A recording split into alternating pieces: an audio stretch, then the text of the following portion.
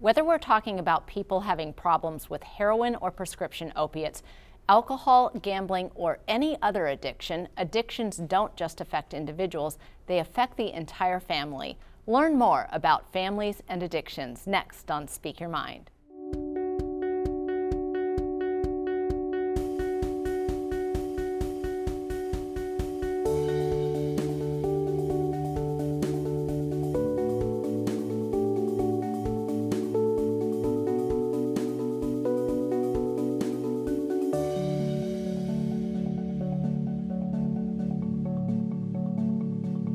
Welcome to Speak Your Mind. I'm Dr. Carolyn Phelps, licensed psychologist with the Human Development Center. This is the first of a three-part series that we're doing this season on addictions, and tonight we're focusing on how addictions affect families because, and here's the hot tip, they actually do.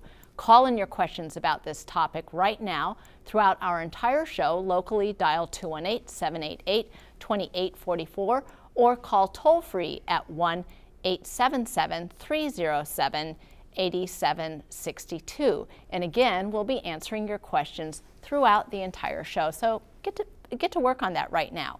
Joining me tonight is Casey Ladd, the Director of Staff Development at the Human Development Center.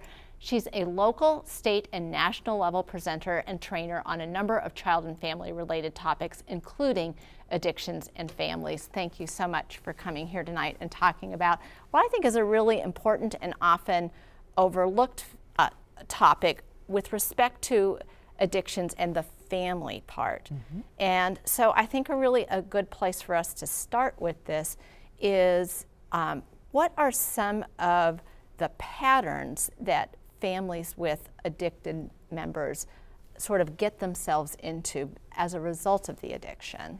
Well, I think, Carolyn, first of all, thank you always for inviting me on the show. And so as we think about how all illnesses, that can have an effect on family, whether it's cancer, whether it's diabetes, heart disease, when we're looking at the effect that alcoholism, chemical dependency, other addictions have on the family, one of the common patterns that we see with all of those addictive kind of family systems would be the addict, their defenses are commonly denial, minimizing, and blaming other people for the harmful consequences that happen in their lives.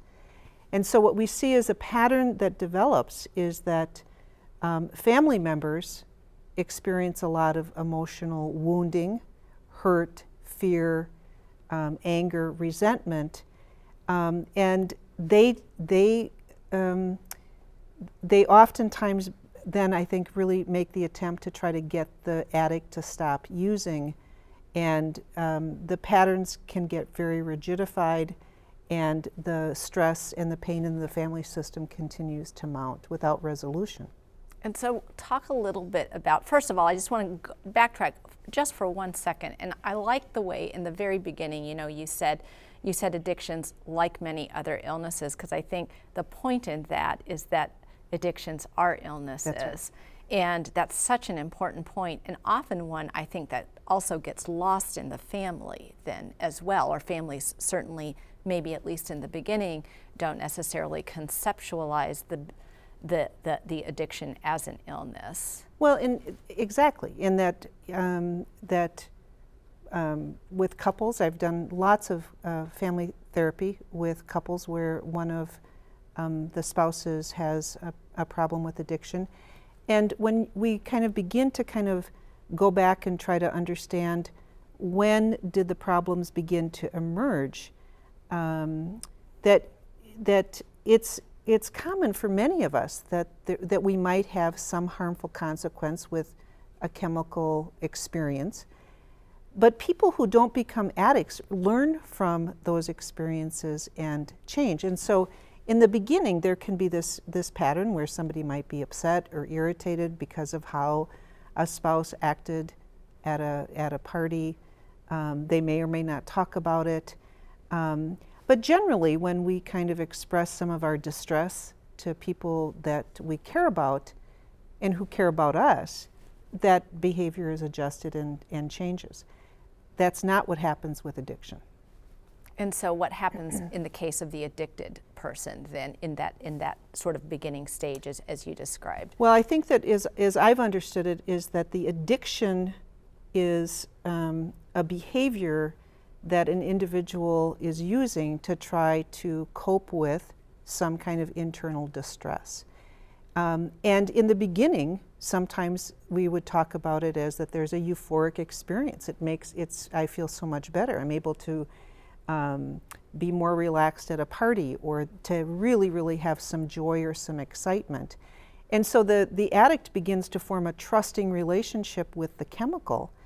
And in the beginning, that the trusting relationship is more reliable sometimes than human beings are. And so the difficulty is that I think that in so many of the families that I've worked with is that the addict comes to trust the chemical more than other people and will defend the relationship he or she has with the addiction, and which is very, I think, frustrating, irritating, painful for family members. And sometimes I think that a very painful dynamic that people fall into is then establishing blame for the difficulties that are starting to build up in the addict's life, and then really attacking other people for the harmful consequences that are related to the addiction. Now, one of the things that you talked about also was this idea of the addict minimizing their addiction, but family members also can sort of cooperatively minimize as well. Talk a little bit about that dynamic. And that is, I think, that tendency to want to protect our relationships, our loved ones, our family members, to explain their behavior to other people. Oh, it's like he didn't eat very much, or she didn't really mean to say that at the party. So that there is this tendency for, I think, in our relationships, that we want to protect our children, our spouses, our family members. And in so doing, I think that that's very much where that pattern develops, and that those patterns then, I think, can create a lot of confusion. We certainly see it causing a lot of confusion for children when the non-addictive parent is trying to, in some ways, explain away some of the emotional damage that might be happening by the addict in the family. And you talked a little bit about sort of this desire to protect the person that we love, and sometimes that also can be, though, a need to protect ourselves from the truth as well, right? Absolutely. That this is, on the one hand, I see what's in front of me, and on the other hand, I cannot stand the thought of seeing what's in front of me. Can you talk a little bit about that? Well, again, we're talking about in families where there's, I think, a buildup of some mistrust, oftentimes, I think, some emotional pain, and that with the spouse or other family members, that I might not have a very functional way of being able to talk to the addict about what's happening for me. So I can withdraw, I can become very critical, I can, so that the dynamic in the couple relationship or in the family relationship begins to really deteriorate. And talk about, then you started to talk about, just so that you have maybe the non-addicted, the non-addictive parent who may be minimizing, and then the impact that has on children then in the family. Well, what I try to always say to parents is that that kids turn to us to look for strategies and about how do they cope with some of life's difficulties, whether that's fear or stress or anxiety, and so that when the parents are using denying, minimizing, blaming as a way, I think that children have a very difficult time then putting words to and being able to be open about what they're experiencing. And I think in as a way of trying to kind of hold the family together, the non-addicted spouse is kind of beginning to send a message about we shouldn't talk about this. We'll, as mental health professionals, as chemical dependency professionals, that we're often seeing that there's a no talk rule in the family. That we also see that children learn not to acknowledge or to be very open about their feelings in terms of how they're affected by the addiction that's affecting the whole family. And so we see that some of these sort of like these rules or tacit agreements, sometimes understandings that families develop, there's a set of them that can develop in addicted families. Then one of them of which you said was this sort of a no talk rule. What are some other common themes around that you might see? That when we'll say that the interactional patterns in families where there's addiction, as well as we would say that there's abuse, that one of them very much is established blame. That sometimes we'll have spouses particularly really be examining themselves about what am I doing wrong, why is this happening, and would have a tendency to blame themselves, where the addict oftentimes is blaming other. So we say establishing blame. When something goes wrong, whose fault is it? And so there's a lot of that kind of fault finding. It's difficult. And I'm going to interrupt you for a second. And then is it true that in families that there tends to be a scapegoat then, like an easy target of blame, or have you seen it more commonly of that depends family to family, that can be sort of a shifting, that can shift from family member to family member? Well, I think that the pattern is kind of that there's some anxiety or there's some worry in the family about, I don't want it getting pinned on me.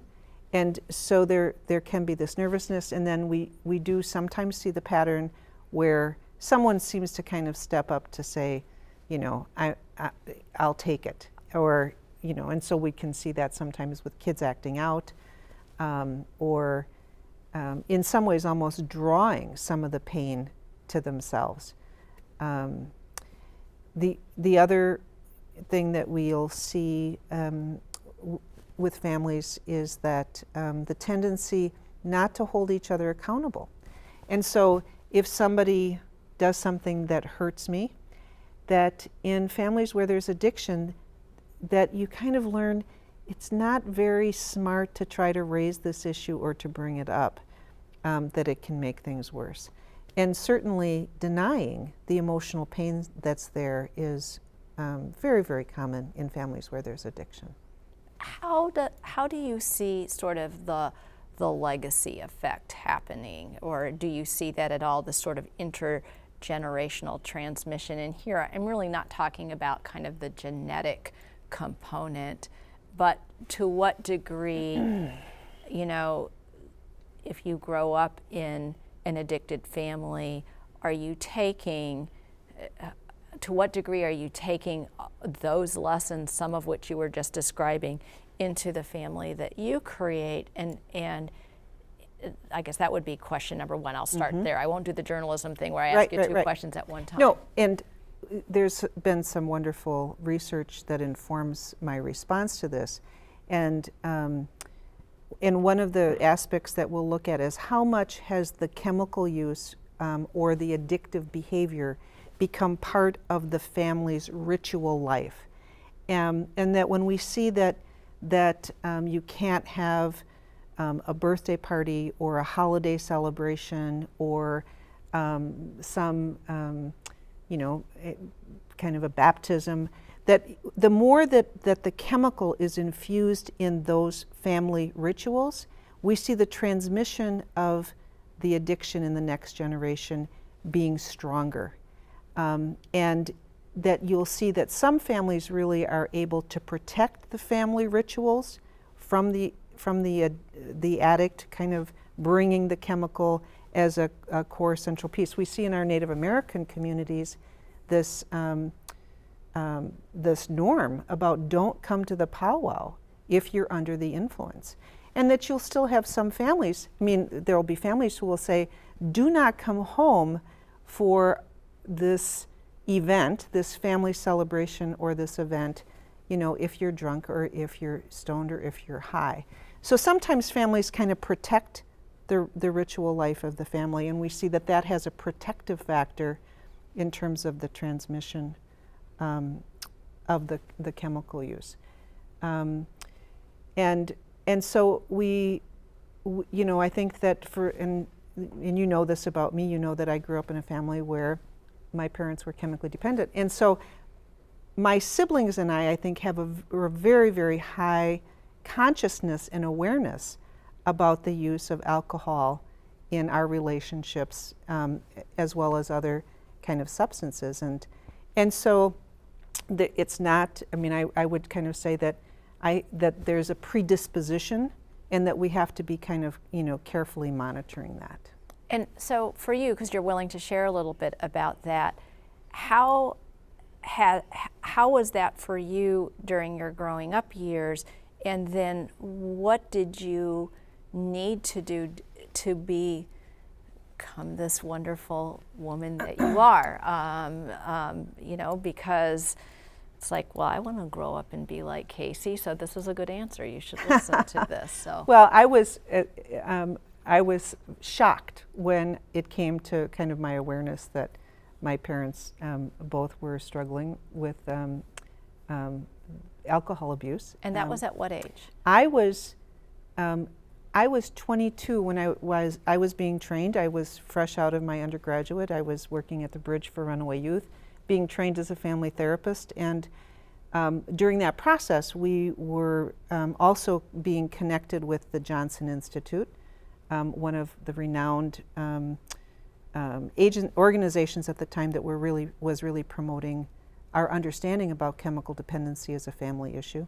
Vern Johnson kind of developed the intervention as saying that we don't have to wait for addicts to reach rock bottom before we help them. And so I was listening to this initial lecture and thinking, this can't be, because if this is the definition of chemical dependency, both my mom and dad would kind of fall in that category. And my dad was a very successful businessman, and it was the age of, you know, 2 martini lunches, and that my mom's addiction really, I think, was more in line with some, as a way of trying to cope with some trauma and some depression in her life. So as a 22-year-old, I can look back on an incredibly happy childhood. And as I began to learn about alcoholism in the family and the effects of it, I could begin to see how we had fallen into some of those patterns, and certainly minimizing, denying, and avoiding, you know, really addressing those issues. Was that a hard thing, that awareness for you initially, or was that a relieving thing, or both?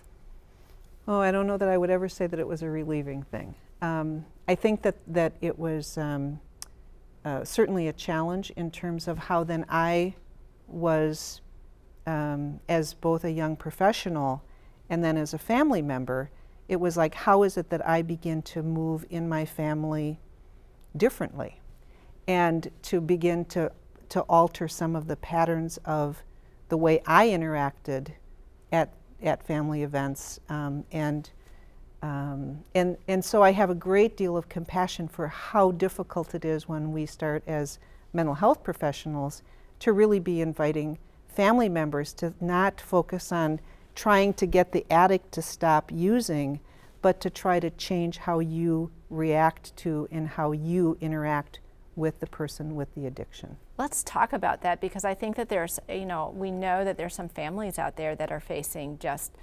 tremendous challenges and conflict, internal conflict about, you know, a parent whose addicted adult child is living with them, who on the one hand feels I can't have this person living in my house anymore, but on the other hand feels, but if I kick them out of the house, am I sentencing them to their death? And that's a huge, Right. what a horrible dilemma. And so how do parents negotiate those kinds of dilemmas? Well, first and foremost, and that what I'll try to really help family members do is, first and foremost, you have to find a way to lessen the anger, the resentment, and the tendency to really be openly critical of the addict. Because I think that any addict has great defenses for not responding to that and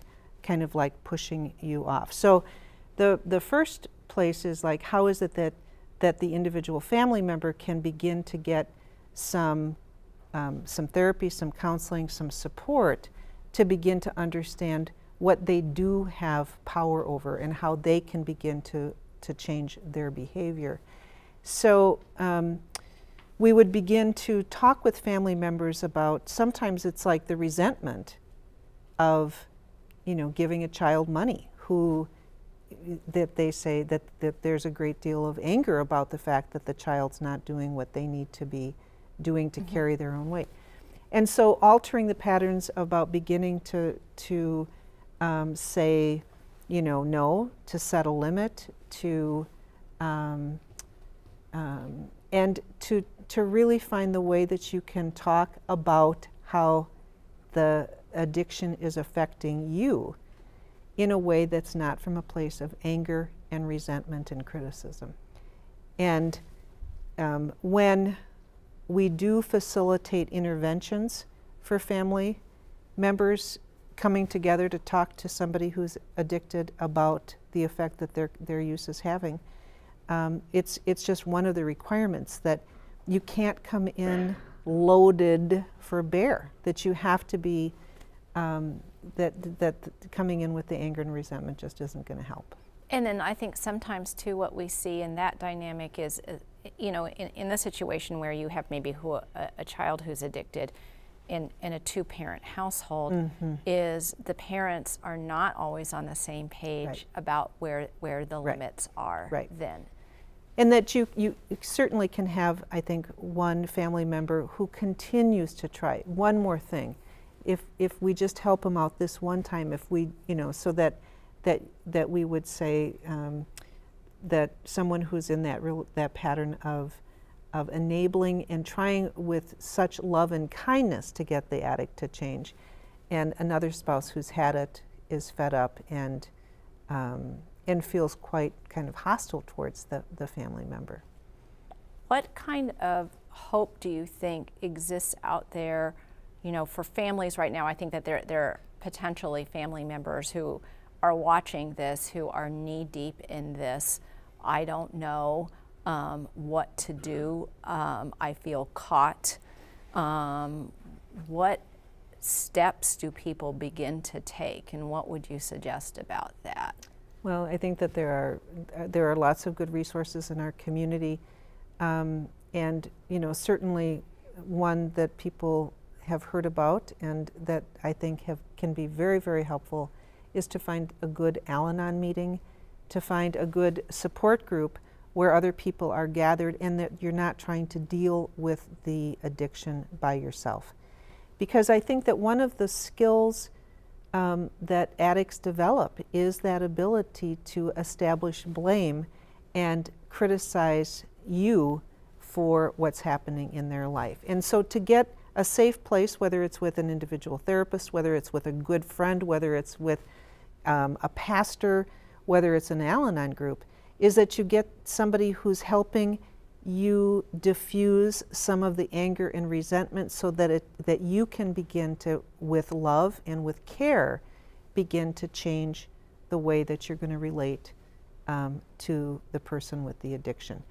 And so you have to get the focus off of changing the addict, and you have to get so clear about what is it that I can do differently, and how can I do that with love and concern, and begin to not allow the addict's behavior hurt me so badly. that is just, I think, such a wonderful message for us to end on, because I think we're very close on time now. And so what Casey was saying just now was that notion that Joanne was talking about last week, which is that whole concept of, I don't like this, I can't control this, but I accept this. So it's that radical acceptance coming right back into this show, because really that is the thread and key to our life. I think Casey also so very graciously sharing of her own story is the picture for tonight of our ambassador for hope about how you can transform your life, which clearly she has done that, and she took the time and made the investment to do that. So thanks very much to you, Casey.